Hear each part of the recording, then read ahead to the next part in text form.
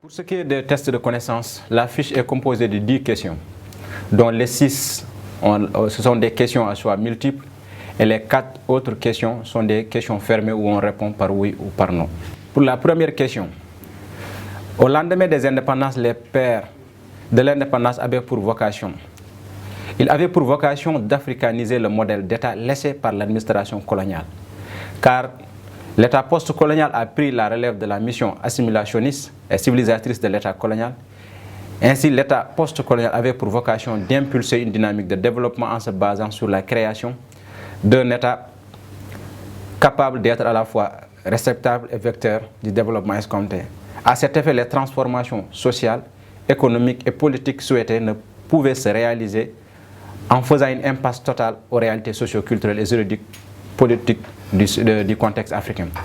Ce faisant, l'objectif des pères de l'indépendance était de réadapter cette forme d'État-là aux réalités africaines. Pour la deuxième question, les modèles d'organisation des populations des pays colonisés sont considérés comme des modèles d'institutions traditionnelles déclassés et improductifs. C'est-à-dire que pour justifier aussi, toujours dans leur mission assimilationniste et civilisatrice, les colons considéraient que le système d'organisation traditionnel africain était fondé sur des idéaux de société inaptes à répondre aux aspirations des populations. Rappelons que les colons ont adopté une attitude ethnocentrique vis-à-vis des peuples africains, mais vis-à-vis aussi de leur modèle d'organisation. Donc ils ne pouvaient en aucun cas évaluer à juste valeur ces modèles d'organisation-là, car ils avaient des préjugés comme quoi que leur modèle d'organisation ou bien leur philosophie de la vie et de l'État était considéré comme l'onde de mesure et que tout décalage par rapport à cette onde de mesure-là était considéré comme un modèle d'organisation qui était à parachever, qui était à parfaire. Donc le modèle d'organisation des peuples africains était considéré comme des modèles rétrogrades, alors les institutions africaines aussi étaient à leurs yeux comme rétrogrades. Pour la troisième question, il est dit que pour Bourdieu, il est difficile d'étudier l'État parce que étudier l'État, selon Bourdieu, nécessite une objectivité et une rupture épistémologique. En fait, explique Bourdieu, nous devons être en garde plus que jamais contre les prénotions, surtout quand il s'agit d'appréhender l'État. Bourdieu nous met en garde, c'est-à-dire comment appréhender l'État. Donc ici, il nous met en garde contre les idées reçues, contre de la sociologie spontanée. Car, poursuit-il, il est évident que penser cet objet requiert un recul historique conséquent pour mieux saisir les contours premiers de cette manifestation de l'ordre, quel qu'il a été introduit en Afrique et ailleurs où ce mode d'organisation n'avait pas fait prégnance. Donc, pour la quatrième question, l'État hérité de la colonisation est, à mon avis, c'est un État avec une organisation extravertie. Parce que l'organisation de l'État colonial répondait aux critères de l'extraversion et n'était donc pas une émanation endogène. En effet, les colonisateurs qualifient les institutions traditionnelles d'improductives en matière politique. Donc, il fallait mettre en place un État dont la vocation était de répondre aux critères sociopolitiques des colonisateurs. C'est pour justifier leur mission civilisatrice et assimilatrice à l'égard des peuples africains que l'État qu'ils ont construit pour les peuples africains était un État extraverti, c'est-à-dire ouvert à l'extérieur. Donc, pour ce qui est de la cinquième question, l'État tel que le connaît aujourd'hui est une construction sociale réfléchie, en ce qu'il tient compte des aspirations individuelles et collectives des populations. Autrement dit que l'État est une émanation de la volonté populaire et qu'il répond aux besoins de développement des pays africains. Pour ainsi dire qu'après les indépendances, les élites africaines ainsi que d'autres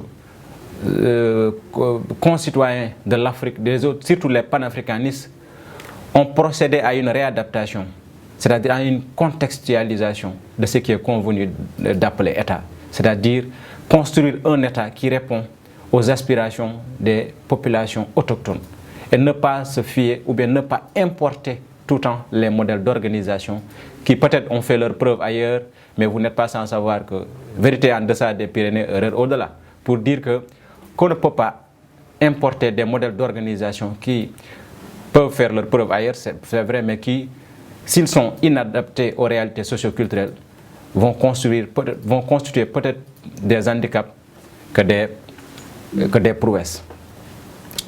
Pour la 6e question, les premières élites africaines se sont départies des idées et des modèles d'organisation hérités des colonisations.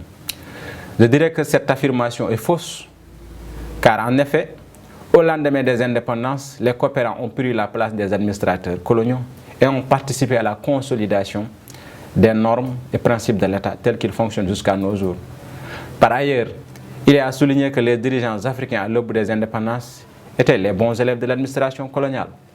Parce que là, si on prend l'exemple de l'Afrique de l'Ouest, la plupart des présidents qui ont dirigé l'Afrique juste après les indépendances ont été considérés en quelque sorte comme les colonisateurs. C'était de la colonisation sans les colonisateurs. Parce que quand on prend Senghor, quand on prend Houphouët-Boigny et d'autres, ils étaient les bons élèves de l'administration coloniale. Ils ont été même en quelque sorte installés par cette administration-là. Donc ils étaient leurs ambassadeurs dans les pays africains. Pour ainsi dire que les dirigeants travaillaient sous les ordres des colonisateurs. Pour la 7e question, la violence symbolique est nécessaire dans un État. Je dirais que oui, c'est vrai. Car c'est l'intériorisation de cette violence symbolique légitime par les populations qui fait qu'elles obéissent, ces populations-là, à des règles impersonnelles organisant la vie publique. Et n'eût été cette monopolisation de la violence symbolique par l'État, la société serait une jungle où règne en maître la loi du plus fort. En ce qui concerne la question 8, la culture est-elle compatible avec l'État? La culture est incompatible avec l'État. C'est faux, car il faut préciser que les transformations sociales, économiques et politiques souhaitées ne peuvent se réaliser en faisant une impasse totale sur les réalités socio-culturelles. De la sorte, ces transformations n'étaient pas envisageables sans se fonder sur un socle culturel qui est l'instrument privilégié capable d'encadrer le développement escompté. Bref, la vocation de l'État post-colonial était une domestication, comme je l'ai eu à le préciser tout à l'heure, et que, c'est-à-dire greffer le type d'organisation hérité de la colonisation aux réalités sociopolitiques de l'Afrique nouvellement indépendante. Donc la culture est le socle, c'est-à-dire la base qui doit sous-tendre toute transformation. Et si on veut que l'État prospère en Afrique, il faut que cet État, c'est-à-dire le modèle d'organisation de l'État, tienne compte de nos valeurs socio-culturelles. Pour la question numéro 9, un État est efficient s'il rend possible la cohérence entre les aspirations individuelles et les aspirations collectives. Parfaitement, absolument, car cette question veut dire que l'État est une forme d'organisation humaine fondée sur la liberté des individus à s'associer autour d'un idéal de vie commun et ayant pour moyen et finalité la réalisation du bien-être commun. Pour ainsi dire que l'État doit d'abord répondre aux aspirations individuelles et aux aspirations collectives. Car les individus se sont associés parce qu'ayant des intérêts convergents et se sont associés pour créer un État. Un État, alors c'est une structure qui est au-dessus de tous et qui fait régner les lois et règlements, mais qui aussi essaie, à travers lequel aussi on essaie de satisfaire les besoins à la fois individuels et collectifs. Pour la question numéro 10, l'africanisation du modèle d'État hérité de l'administration coloniale est la solution pour atteindre le développement des États africains. Cette question aussi est vraie, car l'État colonial était incompatible avec les réalités sociales et politiques des pays africains. Comme je l'ai eu à le préciser tout à l'heure, c'était un État qui nous a été imposé et qui ne répondait en rien à nos réalités socio-culturelles. C'est ce qui fait que l'Afrique peine toujours à se développer. Quand nous prenons l'exemple des pays asiatiques comme le Japon, comme la Chine, ils se sont recroquevillés sur eux-mêmes pour se développer en se basant sur des modèles culturels qui en fait sont plus adaptés et qui en fait sous-tendent leur modèle de développement.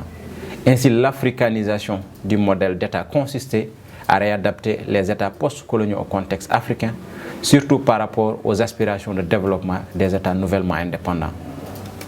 Je vous remercie.